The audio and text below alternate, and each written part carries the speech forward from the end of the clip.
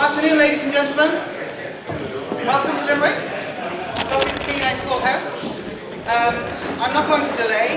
I know you're all here, you're dying to hear our guest. So I will just introduce a legendary broadcaster, rugby pundit, and all-around curmudgeon that we love to listen to. And he's going to talk to us a little bit about political correctness, media bias, and how we need to find a different way to get our message out there and not have it warped or have us thwarted. So without further ado, ladies and gentlemen, can I have a warm welcome for Mr. George Hook.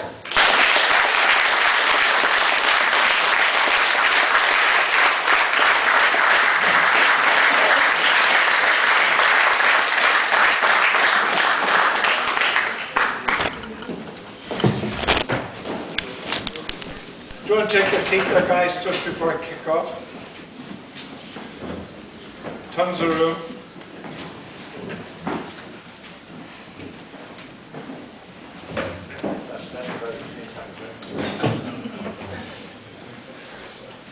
Madam Chairman, ladies and gentlemen, thank you for having me. I was in two minds about coming, really, because I had been asked by the Schizophrenia Society to give a lecture which I had half a mind to attend. Although I'm sure you'll be delighted to hear that I did address the Irish Hemorrhoid Sufferers Association last week, where you'll be delighted to hear I got a standing ovation.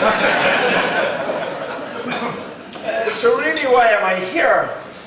I think the main reason I'm here is because the more the Twitterati told me not to come here, the more likely I was to actually be here, me being George Hook and all, and not taking too kindly to people telling me what to do.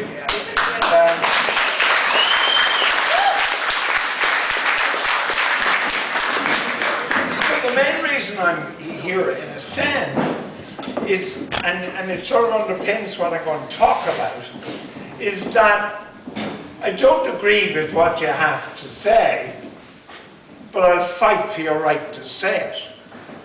And that really is what we're going to be talking about. 1948 was a very important year for me. 1948, London Olympics. And I watched the Pathé News in my local cinema in Cork, and it developed for me a lifelong love of the Olympic Games. The Olympic Games today is no longer about the fastest, the strongest and the highest. It's about who's got the best pharmacist. The second thing that happened was there was a general election.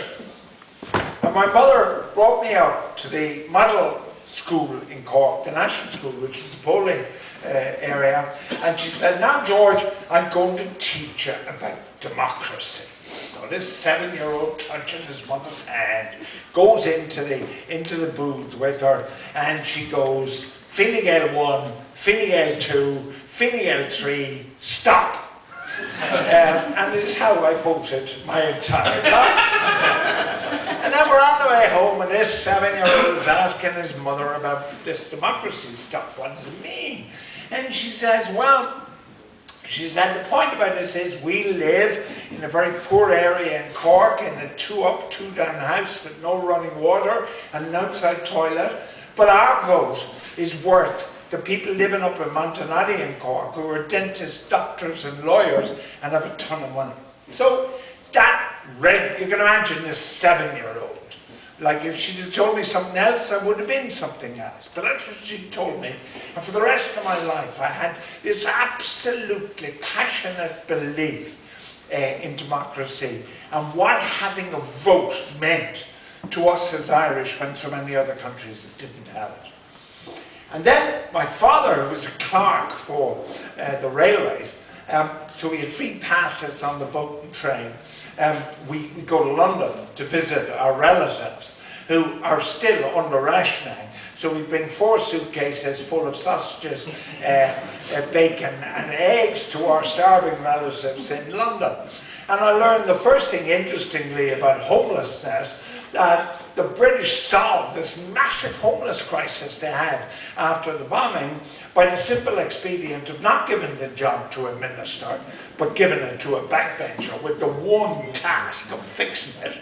Secondly, by telling the civil service they had to work 7 days a week and not 5 days a week until the problem was solved. And thirdly, by building massive amounts of prefabricated homes. And my relatives were living in a prefab. So, then I'm walking around, I'm agog. See St. Paul's Cathedral, towering above all these buildings that have been devastated by the Blitz. How did this cathedral survive? Then you walk up to Buckingham Palace, and the guardsmen aren't in the red because there's still wartime restrictions, and they're actually in wartime khaki. And then on Sunday morning, we go to Hyde Park, to Speaker's Corner. And so all these guys standing up on the boxes talking about down with the Pope and up with the Pope and, you know, in with the Tories and out with Labour and whatever. There's every conceivable opinion. And my old man, who I adored, he said, the great thing he said about what's happening here, and what is great about British democracy, he mightn't have used the word democracy to a 7-year-old, but he said, people can say anything here without fear of failure. And again, this 7-year-old suddenly says this is very important. Free speech is very important. So therefore, 48 created huge things for my life. And the rest of my life was in many ways determined by 1948. So, for me to come here and actually say there is a threat to our democracy, I might be pushing it a bit. And yet I believe there is. John F. Kennedy, the great John F. Kennedy said, the freedom is not lost by bomb or bullet.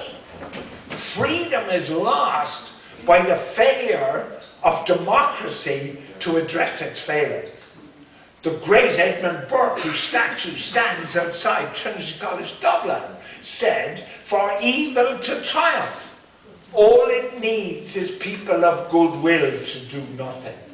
So therefore, the danger for us now in 2019 is what is happening and how fearful what must we be of it. So, I've been asked to talk about the media.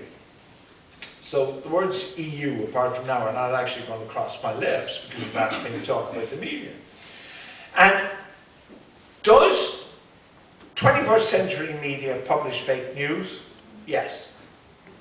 Does 21st century media deliver stories that are unverified and unproven? Yes. Does modern day media attempt to influence public opinion in their direction? Yes. So what are the examples of this? The other thing I have to tell you is I'm a movie buff, so sort of along the way here we're going to be peppered